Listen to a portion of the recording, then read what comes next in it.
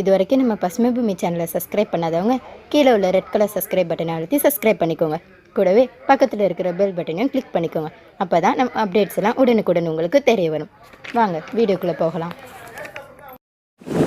அன்பார்ந்த பசுமை பூமி வாடிக்கையாளர்களுக்கு இதயங்களின் வணக்கத்தை தெரிவித்து கொண்டு பசுமை பூமியினுடைய வீட்டுக்கு வீடு திட்டத்தில் வியூவர்ஸ் இன்னை நம்ம நிற்கிறது உயர் திரு டாக்டர் மிஸ்டர் விஜயன் அவங்களுடைய ஃபார்ம். இந்த ஃபார்ம் எங்கே இருக்குதுன்னு பார்த்தீங்கன்னு சொன்னால் இது தேனி மாவட்டத்தில் உத்தமபாளையம் என்று சொல்கிற தாலுக்காவில் சீலையம்பட்டி சமத்துவபுரம் என்ற ஒரு கிராமத்தில் நிற்கிறோம். வியூவர்ஸ் ஆமாம், டாக்டர் பேர் மிஸ்டர் டாக்டர் விஜயகுமார் அவங்க ஃபார்மு. அந்த தோட்டத்தை பார்த்துக்கிட்டு இருக்கிற மேனேஜர் உயர் திரு மிஸ்டர் மப்ளர்னு சொல்கிற பாலகுரு அவங்க. அப்புறம் அவருடைய தோட்டத்தை இவரும் அவருடைய மனை துணைவியார் மெயின்டைன் பண்ணிகிட்டு இருக்காங்க. ஆமாம், உங்கள் பேர் ஆறுமுகம்னு சொல்லுவார். இவர் அவருடைய பேரன் என்ன தப்பி விஜய ரகுநாதன் சொல்லிட்டு டாக்டர் பேரை மாதிரி தான் ஒட்டி வருது. அவர் தான் பேரன். வருங்காலம் இன்னைக்கு விவசாயம் செய்கிறவங்க படித்தவங்க விவசாயம் செய்கிறதுக்கு தகுதி பார்க்குறாங்க. அதை ஒரு மரியாதை குறைச்சலாக பார்க்குறாங்க.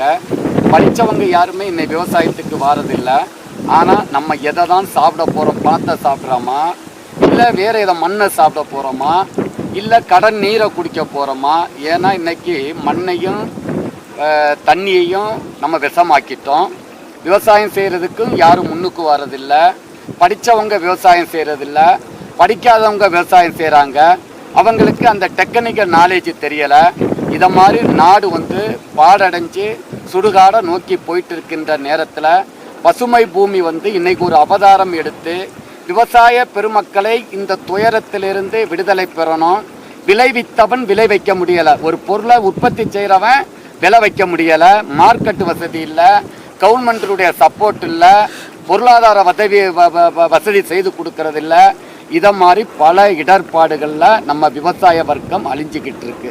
இந்த விவசாய வர்க்கத்தை மேம்படுத்த வேண்டும் என்றால் அது அரசாங்கம் அவங்களுக்கு தேவையான உதவிகள், அவங்கள் செய்கின்ற விலை பொருட்கு நீங்கள் ஒரு தகுதியான விலை நிர்ணயம் செய்து கொடுத்தாலே இந்த விவசாய பெருமக்கள் இந்த உழைக்கிற வர்க்கம் மேம்படைஞ்சாதான், ஒரு கடைக்கோடி விவசாயி மேம்பாடு அடைந்தாதான் நாம் விவசாயத்தில் தன்னிறைவு அடைய முடியும்.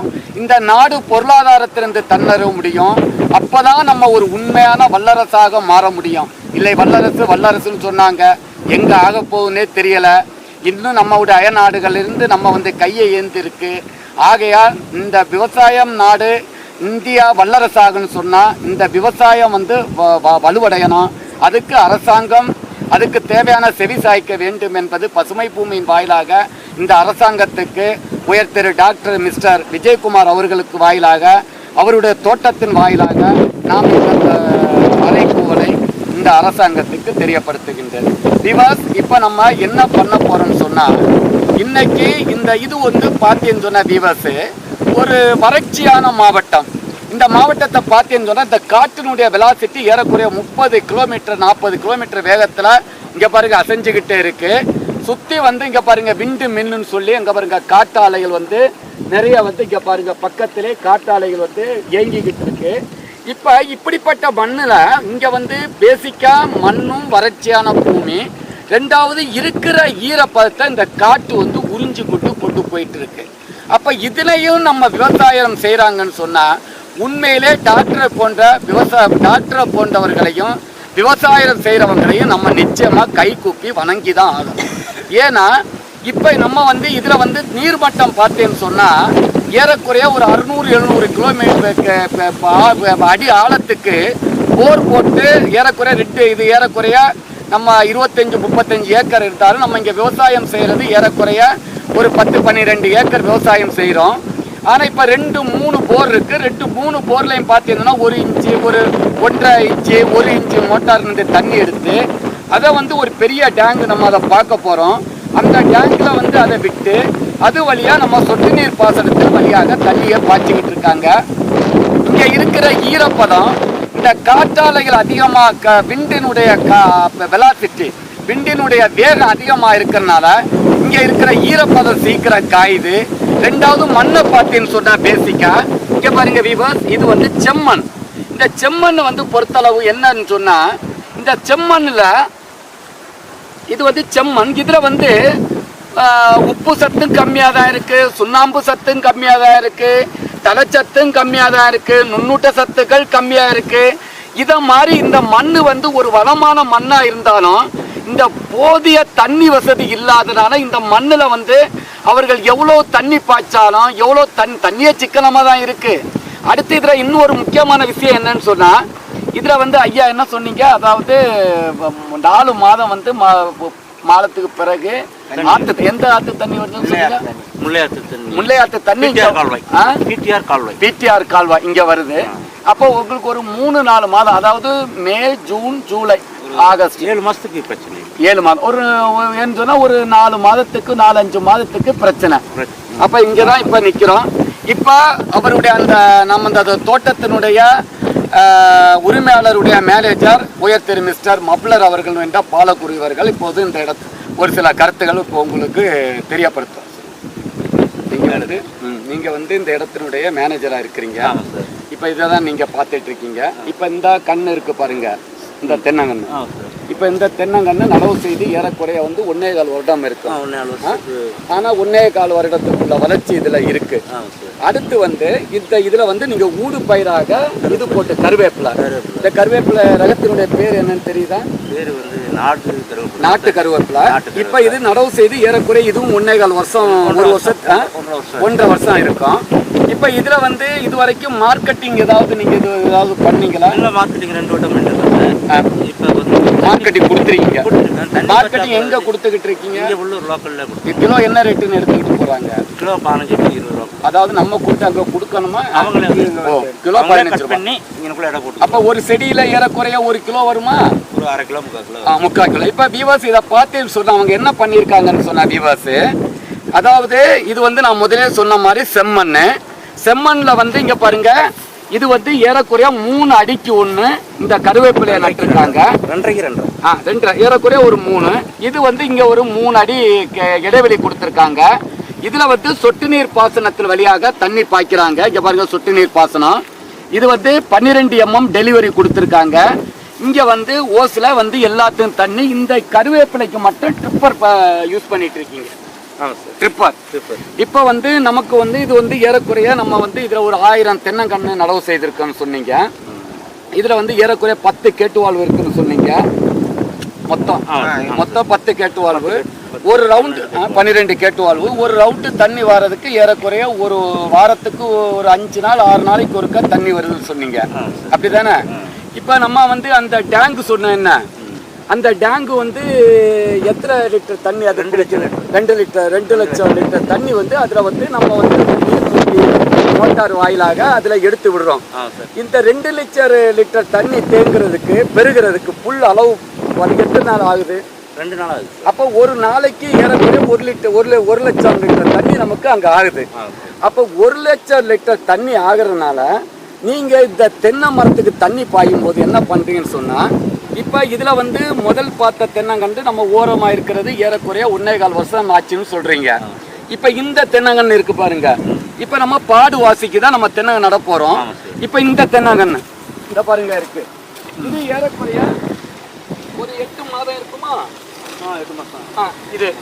ஆனால் 8 மாதத்துடைய வளர்ச்சி கொஞ்சம் கம்மியாக தான் இருக்குது. இது கூட பரவாயில்ல. இங்கிட்டு போக போக கன்றுடைய வளர்ச்சி கம்மியாக இருக்குது.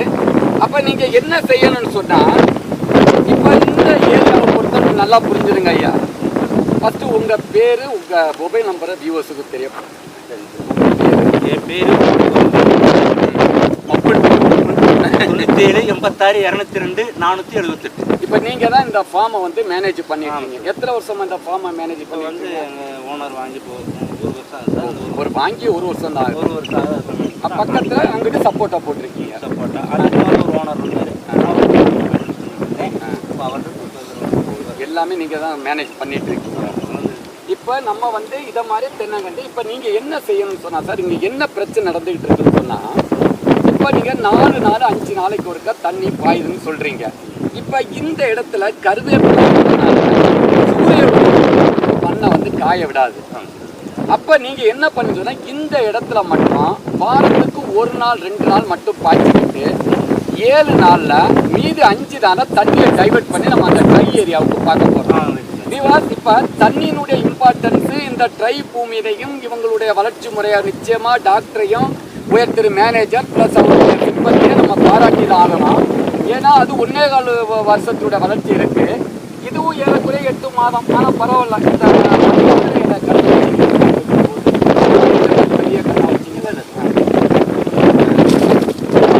இந்த அளவில் இருக்கும்போது நமக்கு 4-5 பட் இது வளர்ச்சி கம்மி தான். அப்போ நீங்கள் இந்த ஏரியா தண்ணி இது ரொம்ப பாய்க்க வேணாம். தண்ணி வந்து என்ன பண்ணுதுன்னா இங்கிட்டு நமக்கு இந்த கருவேப்பிலை இருக்கனால இப்போ இந்த கருவேப்பிலை இப்போ நீங்கள் 2 அடிக்கு 1 போட்டிருக்கீங்க. அப்போ ஏறக்குறைய ஒரு ஏக்கருக்கு ஒரு 2500 செடி குறையாம வரும்னு நினைக்கிறேன். 3000 செடி. அதான் 2500 to 3000. அப்போ 3000க்கு வருஷத்துக்கு இதுவரைக்கும் ஒரு செடி இருந்து நம்ம இப்போ அதை கட் பண்ணேன்னு வைங்க. வருஷத்துக்கு எத்தனை தடவை கட் பண்ணலாம் இதை? மார்க்கெட்டுக்கு 3 வட்டம். அப்போ 3 சொன்னால் ஒரு செடியில் ஒரு வருஷத்துக்கு எப்படி பார்த்தாலும் 3 கிலோ, 1 கிலோ கிடைக்கும் போது 3 கிலோ. அப்போ 3000 into 3 ஏறக்குறைய 10000 கிலோ. 10000 கிலோ இன்று நமக்கு ஒரு 10 ரூபா வச்சாலே ஏறக்குறைய 1 லட்சம் ரூபா வருமானம் ஒரு ஏக்கருக்கு கண்டிப்பாக கிடைக்குது. பாருங்க விவாஸ், இப்போ கருவேப்பிலை வைக்கிறதுனால தென்னைக்கும் நல்லது. தென்னைக்கு இதனால பாதிப்பு கிடையாது. ஏன்னு சொன்னால் இந்த நிழல்லையும் கருவேப்பிலை வளரும். தென்னையினுடைய நிழல்லையும் கருவேப்பிலை வளர்றதுனால மார்க்கெட்டிங் வசதி இருக்கிற விவசாய பெருமக்கள் தயவு செய்து நீங்கள் தென்னைக்குள்ள ஊடு பயிராக, யாரும் இதுக்கு தண்ணியும் ரொம்ப நீங்கள் கொடுக்க வேண்டியதில்லை. ஓரளவு தண்ணி இருந்தால் கூட போதும். அதனால மார்க்கெட்டிங் வசதி உள்ள விவசாயிகள் கருவேப்பிலையை தென்னைக்குள்ள ஊடு பயிராக சாகுபடி செய்யலாம் என்பதை நம்ம டாக்டர் வாயிலாக இந்த தமிழ்நாட்டில் உள்ள நம்ம ஏறக்குறைய 8-9 கோடி விவசாய பெருமக்களுக்கு இதை தெரியப்படுத்துவதற்கு நான் பசுமை டாக்டருக்கு நன்றி தெரிவித்துக் கொள்கின்றேன். அடுத்தபடியாக விவாஸ், இப்போ நம்ம என்ன செய்ய போறோம்னு சொன்னா, நான் முதலே சொன்னேன் பாருங்க, இது இந்த மண்ணு செம்மண். இந்த மண்ணை பொறுத்தளவு ஐயா, நீங்க தயவு செய்து ஒரு நாள் டெய்லி தண்ணி ஒரு மினிமம் ஒரு 40-50 லிட்டர் தண்ணி கொடுக்கணும். ஏன்னா ஒரு வருஷம் ஆக போகுது. இல்லாட்டி மினிமம் ஒரு நாள் விட்டு ஒரு நாளாவது நீங்க 50 லிட்டர் தண்ணி தனியா இருக்கிற ஏரியாவில் இதை மாதிரி நீங்க கருவேப்பிலை எலுமிச்சைக்குள்ள அதை நம்ம பார்க்க போறோம். இப்ப மற்றபடி இந்த இதுக்குள்ள நீங்க தண்ணியை கொஞ்சம் கலவா பாய்ச்சிக்கிட்டு அந்த ஏரியா நீங்க கான்சென்ட்ரேட் பண்ணலாம். விவாஸ், இப்ப நம்ம இங்க எதுக்கு வந்திருக்கோம்னு சொன்னா, நம்ம உயர் திரு டாக்டர் அவர்கள் நம்முடைய பசுமை அவர் ஒரு மிகப்பெரிய ஒரு ஜீனியஸ், மிகப்பெரிய அறிவாளி. உலகத்தில் உள்ள அனைத்து தென்னங்கண்டுகளையும் விசாரித்து நம்முடைய பசுமை பூமியினுடைய கோட்பாடுகள், உண்மைத்தன்மை, நண்பகத்தன்மை மற்றும் நம்முடைய இந்த ஃபீல்டு டெவலப்மெண்ட், அதாவது வீட்டுக்கு வீடு திட்டத்தில் நம்ம செயல்படுத்திக்கிட்ட அந்த டெக்னாலஜி அவர் பிடிச்சி நம்மளை இங்கே வர சொல்லியிருக்கோம்.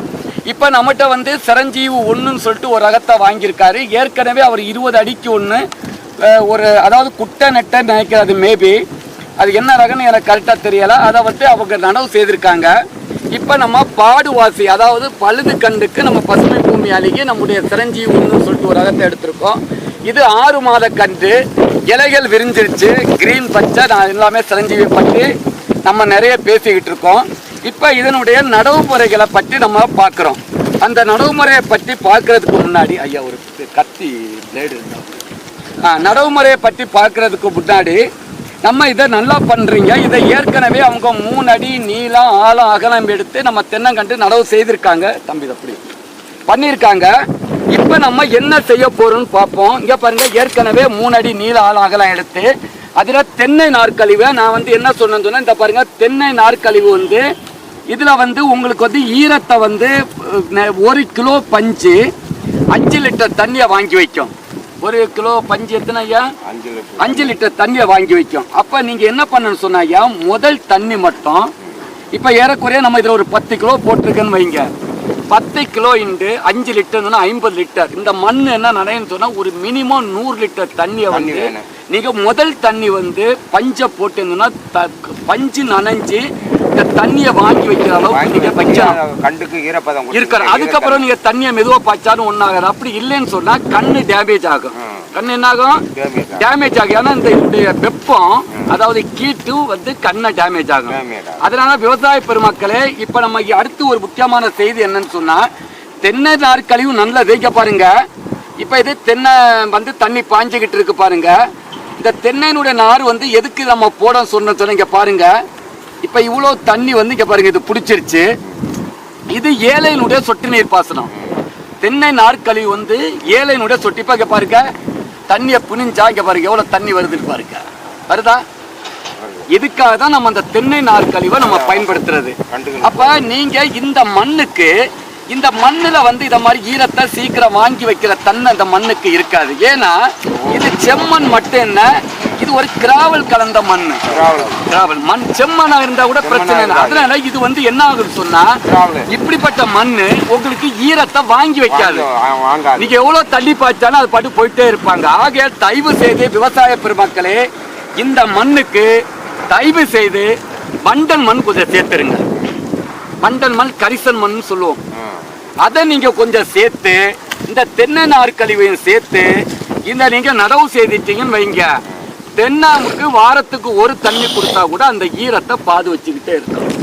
ஆக தயவு செய்து விவசாய பெருமக்களே, நீங்க இதே மாதிரிப்பட்ட கிராவல் மண்ணுக்கு தென்னங்கண்டு நடவு செய்கின்ற, ஏன்னா இது தேனி மாவட்டத்தை பொறுத்தளவு மோஸ்ட்லி இப்படிதான் இருக்கும். ஆகையா நீங்க தயவு செய்து விவசாய பெருமக்களே, தென்னங்கன்று நடுறவர்கள் வண்டல் மண் இந்த பஞ்சோட வந்து சேர்த்துடுங்க. இது அடுத்த கோட்பாடு. அப்ப அடுத்து என்ன பிரச்சனைனா, இந்த பஞ்சு போட்டாலே இதுல கரையான் வரும், டெர்மைட்ஸ். அதுக்கு நம்ம இப்ப இதுல என்னென்ன சேர்த்திருக்கோம்னு சொன்னா, உப்பு சேர்த்திருக்கோம். என்ன சேர்த்திருக்கோம்? உப்பு ஒண்ணு. அடுத்து தென்னை நாட்டு மருந்துன்னு சொல்லிட்டு பசுமை பூமியில ஒரு பொருள் தயார் பண்ணி கொடுக்குறாங்க. உணவே மருந்து, மருந்தே உணவுன்னு.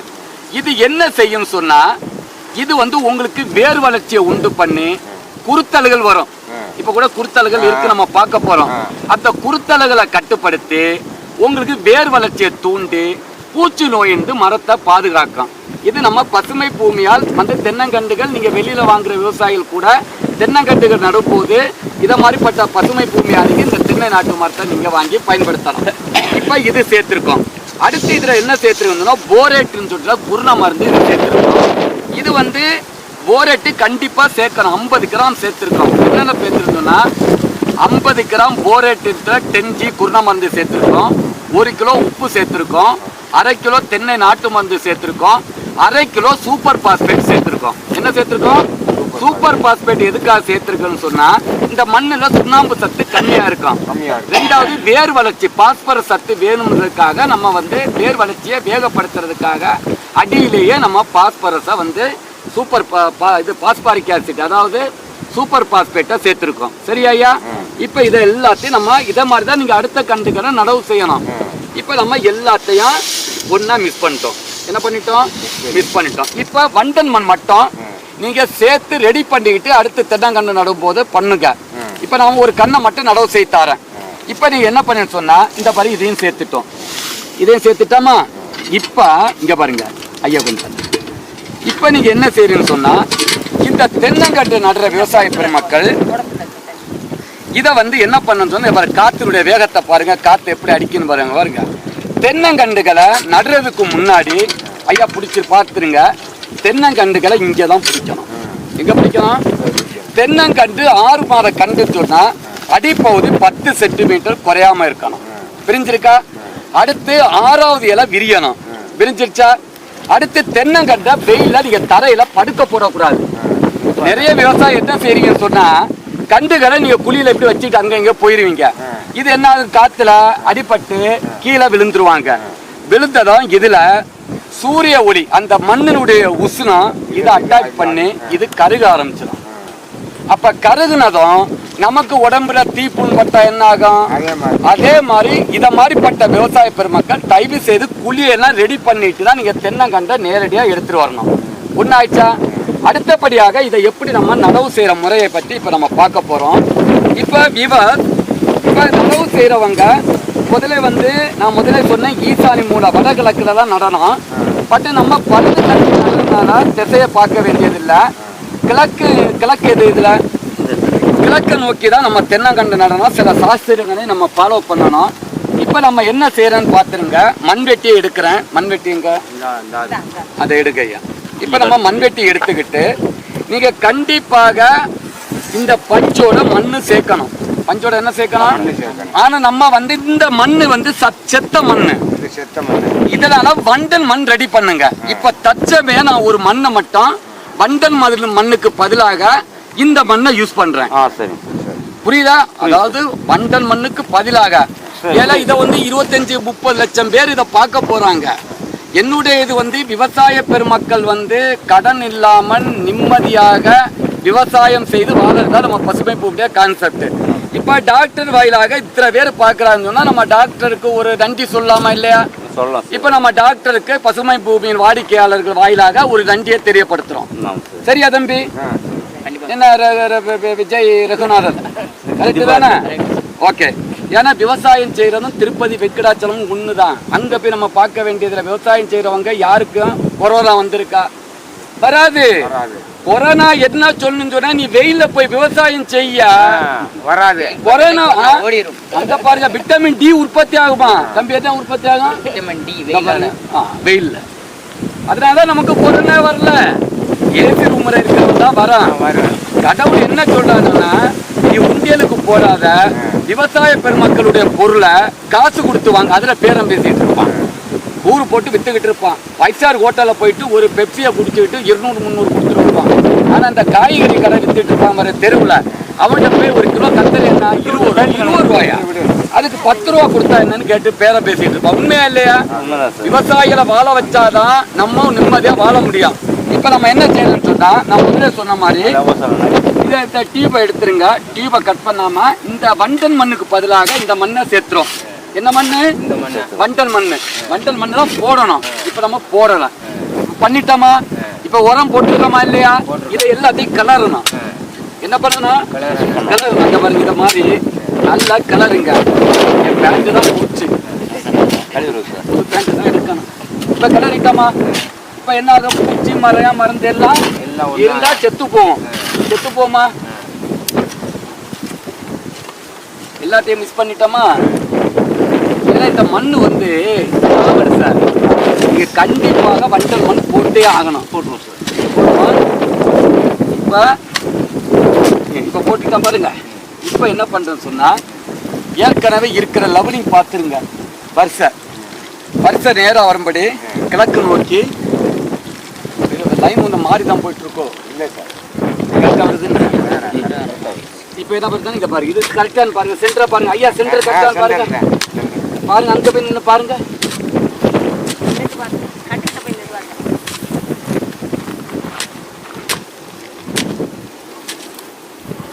கரெக்டாக இருக்கான் பாருங்க.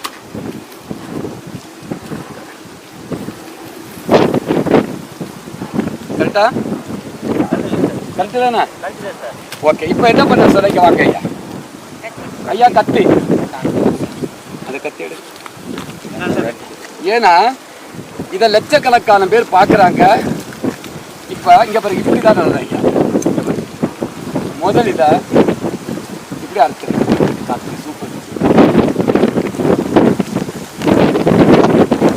மெதுவாக கலட்ட விட. இப்போ என்ன பண்ணுறேன்னு சொன்னால் இவர் இப்படி கட் பண்ணிட்டோமா, அதையும் இப்படி தான் கட் பண்ணணும். கட் பண்ணி இந்த பஞ்செல்லாம் கலடக்கூடாது. இதை அப்படியே உள்ள கொண்டு வைக்கிறோம். வச்சிட்டோமா இல்லையா? கரெக்டாக இருக்கான்னு பாருங்க. கரெக்டாக இருக்கான்னு பாருங்க. கரெக்டாக இருக்குன்னு? கரெக்டாக இருக்கா? கொஞ்சம் எங்கிட்டு இப்ப என்ன பண்ண சொன்னா இங்க பாருங்க ஐயா. இந்த இப்ப என்ன பண்ண சொன்னா இங்க பாருங்க, இதை வந்து ஒரு கத்தியால கிளறுங்க. கிளறிட்டோமா? இதை கிளறிட்டோம். இப்ப இதை எடுக்க வேணாம். இதான் முக்கியம். இப்படியே மண்ணை போட்டு மூடிருங்க. உடனே என் தம்பி சொல்றாப்ல, ரகுநாதன், என்ன சார் பையோட பிளாஸ்டிக் மண்ணுக்குள்ள புதைக்கிறீங்களா, மண்ணு கெட்டு போயிடாதான், வேர் உள்ள எப்படி இறங்குன்னு தம்பி யோசனை பண்ணிட்டு இருக்கான். அப்படிதான் தம்பி. இப்ப பாருங்க, இப்ப என்ன பண்றதுன்னா எதுக்கு இந்த ஐத்தியம் சொன்னா, இந்த பஞ்சு வந்து கலடக்கூடாது. நீங்க ஓப்பன்ல எடுத்து வச்சுட்டீங்கன்னா பஞ்சு கலண்டுரும். அப்ப இப்படி மூடிக்கிட்டு இங்க மூடிட்டோமா, இப்ப இங்க பாருங்க இதை கலட்டோம். இப்ப மஞ்சள் கலண்டுச்சா? இதெல்லாம் பசுமை பூமியினுடைய தொழில்நுட்பங்கள். ஒவ்வொரு விஷயத்தையும் நம்ம கரெக்ட் பண்றோம். இப்ப பஞ்சு கலர்ல பாத்தீங்களா, இந்த கண்ணு பழுக்காது, வேர் வந்து அப்படியே இருக்கும். இப்ப என்ன பண்ணுங்க, இந்த மண்ணை போட்டு அணைக்கிறோம். நல்லா புரிஞ்சிருக்கு. இந்த மேல மண் வரவே கூடாது, இவ்வளவுதான். இப்ப வந்துச்சா, இப்படி கோபுரமா புரியுதா, இதேதான். இப்ப மிதிங்க, மிதிக்கும் போது இதை கசக்க கூடாது, நல்லா மிதிங்க, நல்லா மிதிங்க. ஏன்னா உங்களுக்கு காற்று அடிக்கிறதுனால கண் வந்து சாயம். தண்ணி எத்தனை லிட்டர் கொடுக்கணும்? 5 லிட்டரு 5 லிட்டரு 100 லிட்டர் கொடுக்கணும். கொடுக்கணும். நல்லா மிதிங்க. விஜய் நீ வந்து வா, நல்லா மிதி. வருங்கால விவசாயத்தினுடைய சாமிநாதன் சொன்ன விவசாயத்தில் மிகப்பெரிய சயின்டிஸ்ட். நீ ஒரு மிகப்பெரிய சயின்டிஸ்டா மாறணும். மிதி, நல்லா மிதி. மிதிச்சுட்டோமா விவஸ்? இப்ப கையெடுங்க. இப்ப வர கண்ணு காத்துற அசைய ஆரம்பிச்சிச்சா, திரும்பவும் இந்த மண்ணு போடும். திரும்பவும் தூரு மேடா இருக்கலாம். தூர் எப்படி இருக்கலாம்? இதுல நீங்க என்ன பண்ணி சொன்ன, நடவு முடிச்சதும் புளிய சுத்தி 50 கிராம் தட்டைப்பயிரை போட்டு விட்டுருங்க. தட்டைப்பயிறு, நம்ம இந்த தட்டைப்பயிறு தம்பி விஜய் கை யாருக்கு? அம்மா உங்க கை நல்லா இருக்கு. தட்டைப்பயிறு, அதாவது தட்டைப்பயிறு போட்டேன்னு சொன்னா ஈரத்தை காக்கும், மண்ணை காய விடாது. ரெண்டாவது அதுக்கு தேவையான சத்துக்களை அதை தயார் பண்ணி கொடுக்கும்.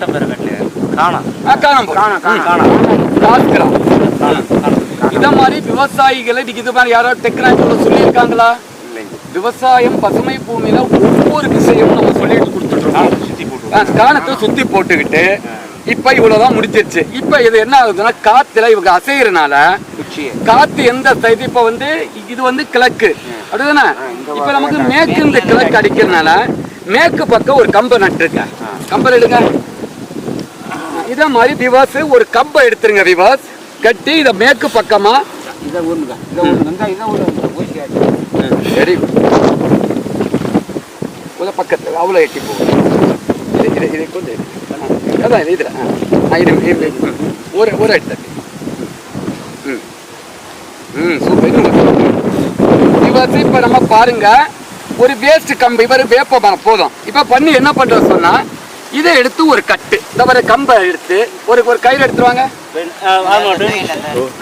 எடுத்து கட்டும் போது ரொம்ப கனமா கட்டாம ஓரளவு இப்படி